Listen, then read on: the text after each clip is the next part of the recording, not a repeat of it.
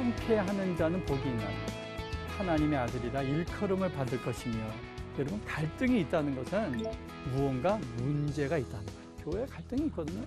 근데 그걸 초기에 적절하게 소통을 통해서 해소하면 되는데, 제일 중요한 건 사실은 대화를 통해서 풀어가야 돼요. 화평케 하는 피스메이커가 되는 반응을 할 때 그 갈등을 통해서 오히려 순기능적인 결과를 우리가 얻을 수도 있습니다. 이 세상에 갈등은 항상 있어요. 네. 여러분 삶도 돌아보시면 과거에도 갈등이 있었어요. 네. 지금 현재에도 갈등이 있죠. 네. 미래에도 갈등이 있을 것입니다. 네. 이 갈등은 우리가 숨 쉬고 있는 한 항상 있다라고 생각하시면 돼요. 갈등이 없는 유일한 곳은 어딜까요? 이 세상에 갈등이 없는 유일한 곳. 천국. 천국은 다음에 갈 거고, 이 세상에서. 이 땅에서는 무덤. 무덤에 가면 갈등이 없어요. 거긴 생명이 없습니다. 그래서 지금 현재 너무 갈등이 힘들다. 난 갈등 없는 곳에 살았으면 좋겠다. 이런 마음이 있으신 분들은 제가 한 가지 좋은 비결을 가르쳐 드릴게요. 빨리 주님한테 가시면 그러면 갈등 없이 여러분 살아가실 수가 있습니다. 근데 이 땅에 우리가 숨 쉬면서 호흡하면서 살아가는 동안에는 항상 갈등이 있습니다. 네. 여러분, 갈등이 언제부터 시작됐을까요? 그렇죠. 그리고 우리 성경적인 역사를 보면 인간의 갈등은 인간의 범죄함과 함께 시작됐어요. 그러니까 인간이 범죄하기 전에는 갈등이 없었어요. 아담과 하와도 서로를 바라보면서 뼈 중에 뼈요, 살 중에 살이라 쌩 난리를 치고 인간에게 죄가 들어온 후에 서로를 바라보면서 당신이 준 이 여자 때문에 내가 이렇게 그만 열매를 따먹고 이렇게 됐습니다 하면서 비난, 정죄, 갈등이 충폭되는 것을 볼 수가 있어요. 그리고 여러분, 성경에 보시면 위대한 성경의 인물들이 있어요. 예를 들어서 아브라함. 갈등이 있었을까요? 없었을까요? 있었습니다. 모세. 있었죠. 다윗, 바울, 베드로 다 있었어요. 예수님은 이 땅의 공생애를 사시면서 갈등이 있었을까요? 없었을까요? 우리보다 더 많으셨어요. 그러니까 우리가 이 땅에서 살아가면서 갈등이 있다는 것을 이상하게 생각하시면 안 돼요. 갈등은 우리가 일상생활 속에서 당연하게 어떤 면에서 보면은 우리의 삶과 함께 진행되어지는 삶의 일부분이다. 갈등이 있으면 안 돼. 내가 왜 이렇게 갈등하지? 나 왜 이 모양일까? 이것이 갈등을 더 해소하는 것에 방해를 한다는 것을 기억하셔야 돼요. 좀 편안한 마음으로 갈등을 여러분이 기억을 하시고, 이 땅에서의 갈등이 언제 끝나요? 요한계시록에 보면 새하늘과 새 땅, 새하늘과 새 땅의 이 갈등이 끝난다, 그렇게 말씀하고 있어요. 그러니까 우리가 좀 더 갈등에 대해서 좀 더 생각하는 관점을 바꿀 필요가 있습니다. 갈등이 있느냐 없느냐가 중요한 게 아니에요. 문제는 이 갈등을 내가 어떻게 대처하느냐가 중요한 거예요. 똑같은 갈등도 내가 대처하는 거에 따라서 갈등이 오히려 더 플러스가 되는 경우들도 있고요. 갈등을 통해서 오는 순기능적인 부분들이 있어요. 그러나 갈등을 건강하게 대처하지 못하면 그게 나를 고통스럽게 하고 우리 주위 사람들을 고통스럽게 하고 우리 공동체를 더 힘들게 만드는 그런 아주 부정적인 결과를 가져올 수가 있습니다. 우리 문화는 사실은 갈등을 대처하는데 그렇게 익숙하지 않아요. 왜냐하면 우리 문화가 가지고 있는 특징이 굉장히 그 수직 문화, 좀 이렇게 이 유연성이 떨어지는 그런 상하 관계에 우리가 지금까지 많이 살아왔어요. 그러다 보니까 이 수직 문화에서는 윗사람은 지시 명령하고 아랫사람은 그대로 따르는 거예요. 뭔가 대화를 통해서 문제를 풀어가는 것이 우리한테는 익숙치 않아요. 그러다 보니까 갈등이 생기면 이게 어떻게 풀어야 될지 우리가 굉장히 힘들어하는 것이 우리가 일상적으로 경험하는 바예요. 근데 우리나라가 이제 점차 수직 문화에서 수평 문화로, 서구화적인 수평 문화로 급속도로 바뀌고 있어요. 여러분, 서구 사회도 수직 문화에서 수평 문화로 바뀌는데 수백 년이 걸렸어요. 근데 우리 문화는 빨리빨리라는 특성을 갖고 있기 때문에 서구 사회에서 200~300년 걸리고 우리는 한 50년 안에 뚝딱 헤쳐버리는 거예요. 그러다 보니까 항상 무언가 빨리 하려고 하면 무언가 이루어지는 것도 있지만 거기에 후유증도 많아요. 그래서 우리 사회가 그런 것 때문에 더 온통 갈등 공화국, 갈등이 만연한 사회라는 그러한 소리를 들을 정도로 굉장히 우리가 힘들어하는 그러한 우리의 모습을 볼 수가 있습니다. 제가 자랄 때만 해도 저희 아버지는 집안에 왕과 같은 분이셨어요. 제가 삼형제인데 아버지가 아침에 출근하시면 저희 엄마가 아버지 출근하신다 소리 지르세요. 그럼 방에 있다가 후다닥 뛰어나와서 문 앞까지 나가서 아버지 안녕히 다녀오세요 인사하고 그리고 방에 들어가서 챙겨서 학교 갔어요. 저녁 때 또 아버지가 들어오시면 아버지 오셨다 그래요. 그럼 저 방에 있다가 다 나와서 아버지한테 안녕히 다녀오셨습니까 인사하고 들어갔어요. 저도 어릴 때 나도 이제 커서 어른이 되면 저렇게 대접받으면서 살리라. 그래서 아버지가 되는 것을 기대하면서 성장을 했는데 제가 아버지가 되고 나니까 세상이 바뀌었어요. 요즘 뭐 아버지 간다고 집 앞까지 나와서 인사하는 애들이 없어요. 집에 들어와서 아버지가 신고를 해야 애들이 아는 척하는 그런 시대에 우리가 살고 있어요. 애들이 더 바쁘죠.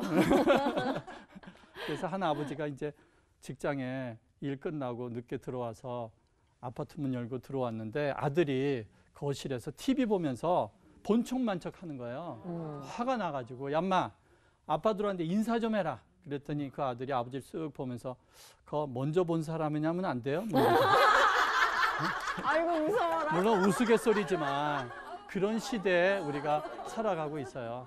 그래서 저도 지금 애들이 다 커서 떠났지만 우리 그 어릴 때 집에 있을 때는 방문 열고 아빠 왔다 아이들한테 먼저 이렇게 인사를 하는 그러한 그 이 성장 과정이 있었는데 이게 자녀를 이제 야단치고 뭐 권위적으로 그렇게 대하면 자녀가 오히려 겁나가는 세상이에요. 대화로 풀어가야 돼. 근데 사실 어른 세대는 어떻게 대화를 하는지 배워본 적이 없어. 또 그것을 경험해 본 적이 없어. 어떤 면에서 억울한 거예요.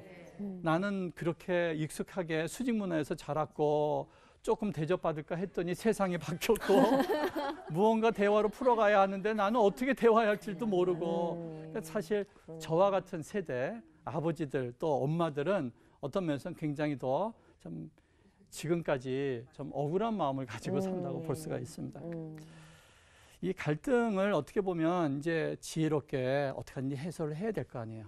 그런데 갈등이 잘 해결만 하면 그렇게 꼭 부정적인 건 아니에요.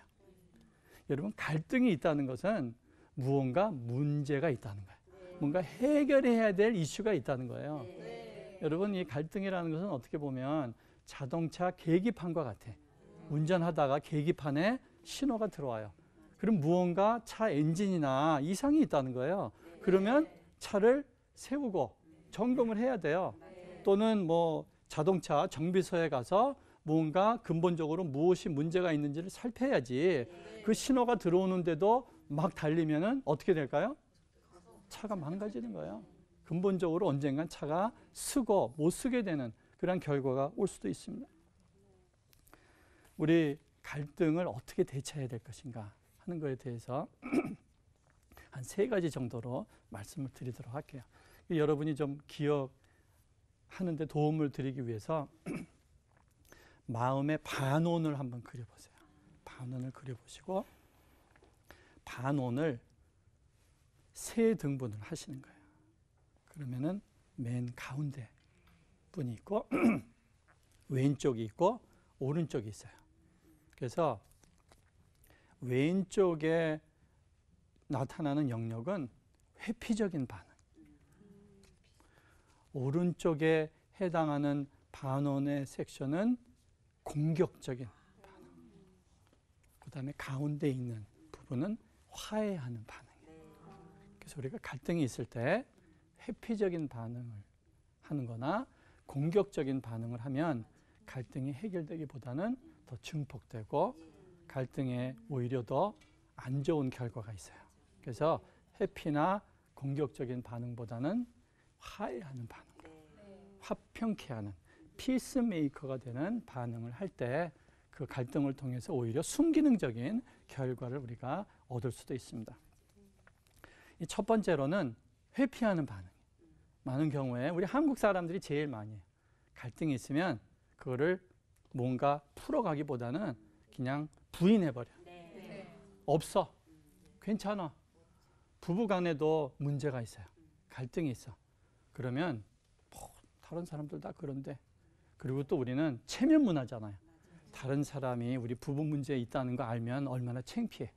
그러니까 쉬쉬해. 그리고 집에서는 서로 간에 냉랭해. 말도 잘 안 하고. 그렇지만 밖에 나가면 또 행복한 것처럼 이렇게 보이고.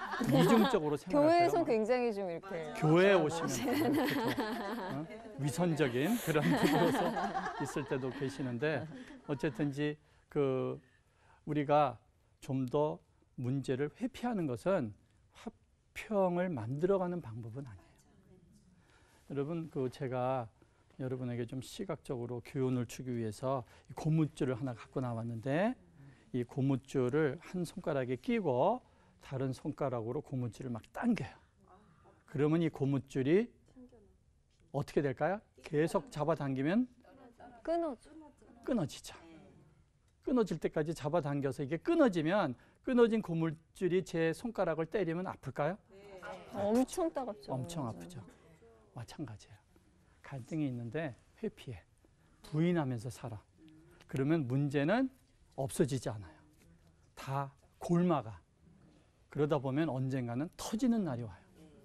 그러면은 차라리 초기에 적절하게 대처를 했으면 해결될 수 있는 문제인데도 이것을 방치하고 부인하고 괜찮은 척했기 때문에 이것이 골마서 나중에 터졌을 때는 손 쓸 수 없는 그런 상태가 돼요. 교회도 마찬가지예요. 교회에 갈등이 있거든요.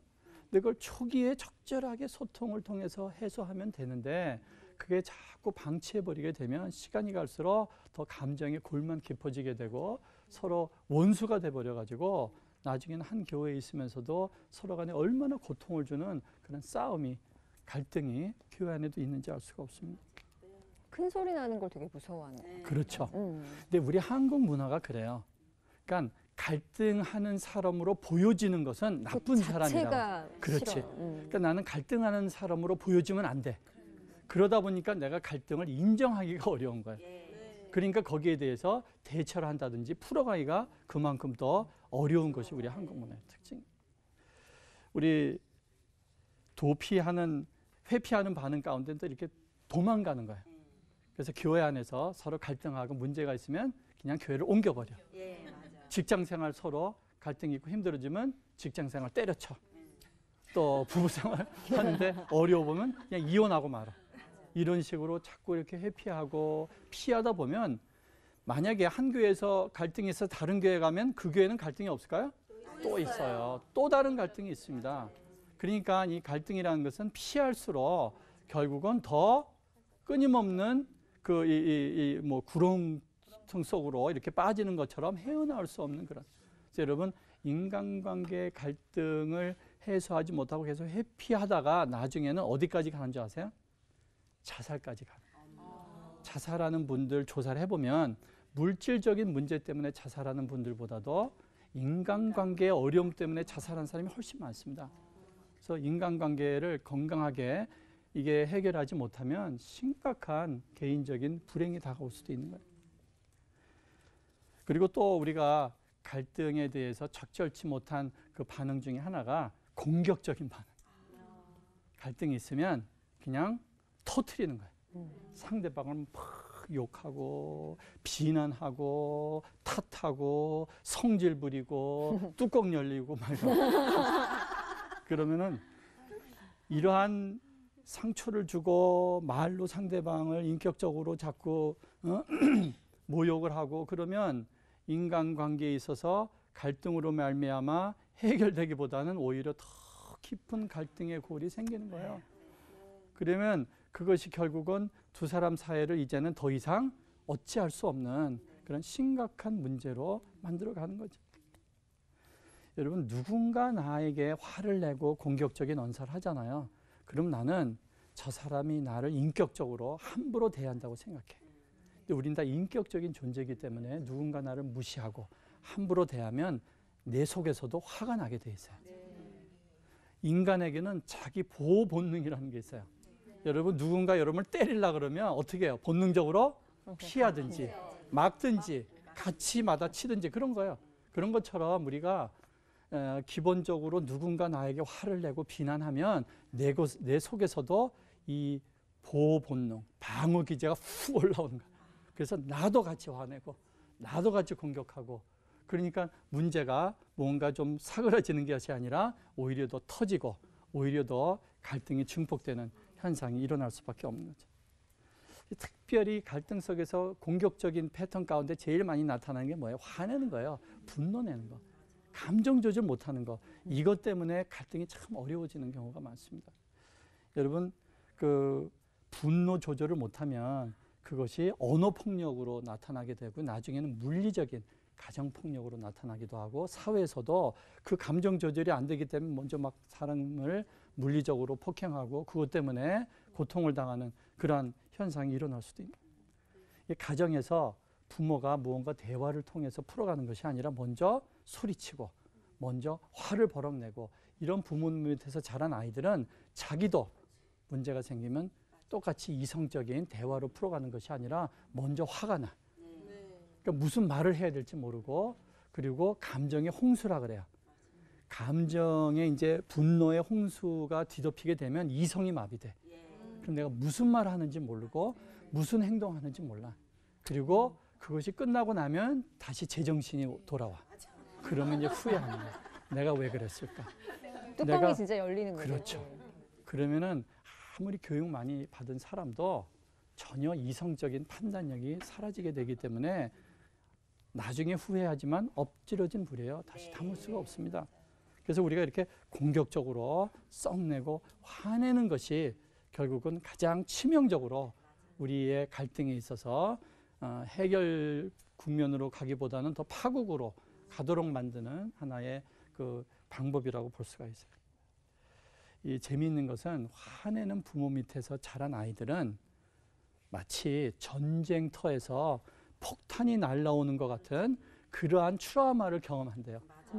그러니까 아이들 가운데 이렇게 트라우마가 생기면 플래시백이라 그래가지고, 예, 전쟁에서 그렇게 그 트라우마가 있는 분들은 조그만 소리만 나도 막 그냥 오버하고 거기에 대해서 감정적으로 막 조절이 안 되고 이런 것처럼 아이들도 비슷한 현상이 일어난대요.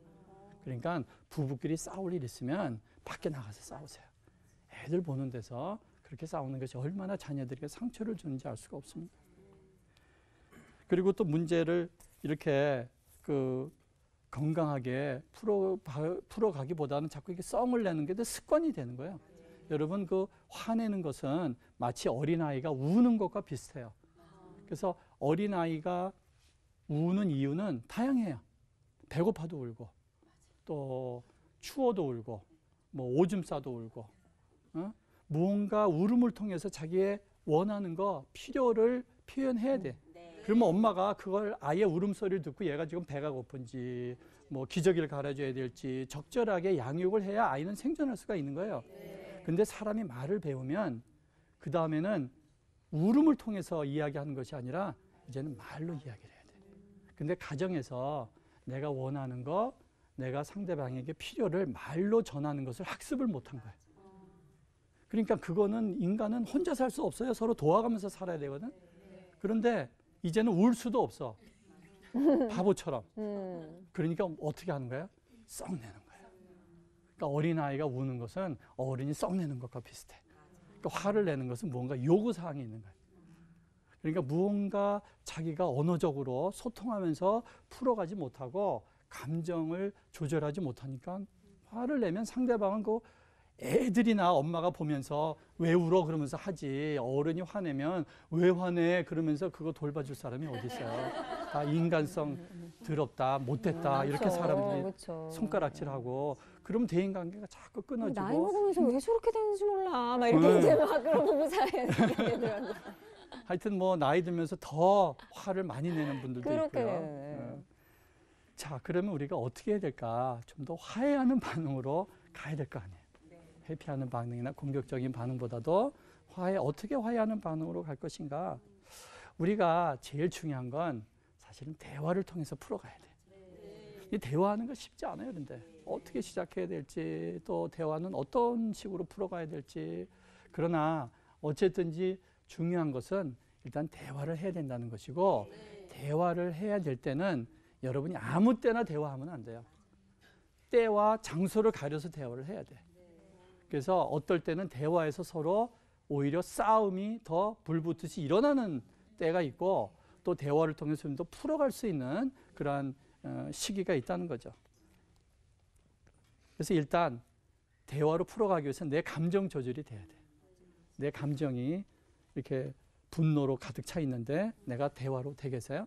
그럴 때는 안 하는 게 좋아요, 말을. 또 상대방도 뚜껑 열려 있고 도저히 감정 조절이 안 돼 있는데 거기서 뭐 어쩌고 저쩌고 이야기해봤자 소용없어요. 그러니까 적절하게 상황을 보고 시기와 또는 장소를 잘 결정하는 게 좋습니다. 그리고 예를 들어서 가정에서 남편이 막 술 먹고 들어왔는데 그 남편에 대고 이러쿵저러쿵 이야기하는 거 쓰잘데없는 거예요. 상대방이 막 스트레스 받고 피곤할 때 이야기하는 것도 적절하지 않아요. 그래서 첫 번째는 적절한 시간, 때, 적절한 장소를 잘 결정하는 게 좋고요. 그 다음에 두 번째는 화를 내기보다는 분노 이면에 있는 마음을 우리가 표현하는 것이 좋아요. 아까 제가 말씀드렸죠. 분노라는 것이 애 우는 것처럼 무언가 요구사항이 있다. 그러니까 이 분노라는 것은 빙산의 일각이에요. 수면의 5분의 1은 위에 있지만 5분의 4는 밑에 있어요. 근데 분노의 감정은 대부분 2차적인 감정이라 그래. 그 밑에는 1차적인 감정이 있었어. 예를 들어서 섭섭함, 억울함, 자괴감, 슬픔 이런 것들을 표현해야지. 그런 것들은 표현 안 하고 화만 내면 상대방은 지금 내 마음에 무엇이 있는지를 모르기 때문에 무언가 서로 이해하고 공감하기가 어려운 거예요. 그래서 어떤 사람은 자괴감이 들어도 막 성을 내. 외로워도 막 화를 내. 그러니까 그렇게 화를 내는 이면에 있는 자기 마음을 좀 이해하면서 나 외로워, 나 굉장히 슬퍼 이러면서 자기 마음을 좀 표현할 수 있는 노력을 하는 것이 중요해요. 이것을 뭐라고 이야기하느냐? 나 전달법이라 그래요. 너 전달법은 너는 어떻고 너는 이런 식으로 비난하는 거고, 나 전달법은 내 마음을 상대방에게 전달하려고 노력하는 거예요. 그리고 또 우리가 대화로 풀어갈 때는 일단 상대방의 말을 끊으면 안 돼. 대화할 때 상대방 말을 끊는다는 것은 그 사람은 인격적으로 내가 상처를 주는 거예요. 그러면 사람은 기분이 상해가지고 더 이상 풀어갈 수 있는 여지가 없어. 그래서 힘들지만 끝까지 들어주는 노력을 해야 돼. 내가 기도로 마음을 준비하고 그리고 와서 상대방 내가 갈등해서 풀어가려면 내 말만 자꾸 하는 거예요. 그러면 서로 자기 옳다 주장만 하다가 오히려 서로 대놓고 화내고 끝나는 대화가 되는 경우들이 있거든요. 그래서 인내함을 가지고 좀 들어주려고 성령님의 도움을 구하세요. 저도 제 아내랑 가끔 다툼해서 이야기하면은 내가 가능하면 끝까지 듣자. 그래서 최선으로 노력을 해요. 어떨 때는 막 듣기가 힘들어. 속에서 막 열불이 일어나. 다 아는 얘기고 막 이제 그런 게 그리고 뭔가 나를 자꾸 지적하는 것 같고 맞아요. 뭔가 나를 탓하는 것 같아가지고 나도 막 이제 변명하고 그만해. 싶어. 사실은 말이야 나만 문제가 있는 게 아니라 당신도 문제 있어. 이 말 하고 여기까지 싶어. 나오네. 그런데 그 말 하면 이제 찬물 끼얹는 거야. 그래서 어떻게 하든지 끝까지 들으려고 노력해요. 그래서 꼬집으면서라도 잡을까요? 혀를 깨물어 저는. 너무 듣기 힘들 때는 혀를 깨문다든지 세상에. 허벅지를 꼬집는다든지 그래서 끝까지 들어주는 것도 우리가 대화로 풀어가는 방법 중에 하나입니다. 그리고 마지막으로는 상대방의 관심사를 좀 이해하려고 노력해요. 사람은 자기 입장이 있는데 무언가 주장하는 게 있는데 그 이면에는 다 이유가 있어요. 이유가 뭘까? 이 사람이 이렇게 고집 부리는 이유가 뭘까? 이 사람이 여기에 대해서 끝까지 자기가 우기는 이유가 뭘까? 인간은 다 이유가 있어서 말하고 행동하는 거예요. 근데 그 현상만 보고 내가 자꾸 그 사람을 탓하고 그 사람에 대해서 비난하면 그 근본 밑바닥에 있는 이유는 모르고 그러다 보니까 서로 간에 감정 대립만 생기는 거예요. 그래서 가능하면 그 밑에 있는 마음을 좀 이해하려고 노력해요. 무언가 저 사람이 자존감이 좀 낮아서 그런 게 아닐까, 자존심이 좀 상해서 그런 게 아닐까, 무언가 좀 다른 데에서 억울함을 당해서 그런 거 아닌가, 무언가 밑바닥에 있는 관심사를 그렇게 강하게 자기 주장을 하고 자기의 옳음을 내세우는 그 밑바닥에 있는 마음을 내가 좀 살피려고 노력을 하면 상대방이 좀 덜 미워져요. 여러분, 화내는 사람도 그 화내는 그 마음을 좀 이해하려고 노력하면 저 사람이 참 슬픔이 있는데, 억울함이 있는데 그런 것을 말로 표현하지 못하고 어릴 때 성장할 때 참 힘들게 그렇게 가정에서 자라나가지고 참 어떻게 할 줄 모르니까 저렇게 불끈불끈 썩내면서 하는구나, 이렇게 좀 마음을 이해하려고 하면 내가 덜 화가 나. 그러다 보면은 대화를 통해서 우리가 풀어갈 수 있는 여지가 많습니다. 그래서 물론 짧은 시간이기 때문에 제가 여기서 다 그것을 알려드릴 수는 없지만, 오늘 제가 시작할 때 뭐라 그랬죠? 반원을 그으라 그랬죠? 그리고 왼쪽에는 회피하는 반응, 오른쪽에는 공격적인 반응, 위로는 화해하는 반응. 그래서 여러분, 갈등이 생기면 혹시 내가 회피하고 있진 않는가? 또 오른쪽으로 내가 혹시 공격적으로 해대고 있진 않는가? 그래서 회피적인 반응이나 공격적인 반응에서 이제 화해하는 반응으로 나갈 수 있도록 하나님의 도움을 구하시고 그렇게 문제를 풀어가는 여러분이 되시길 바랍니다. 네. 감사합니다. 목사님 감사합니다.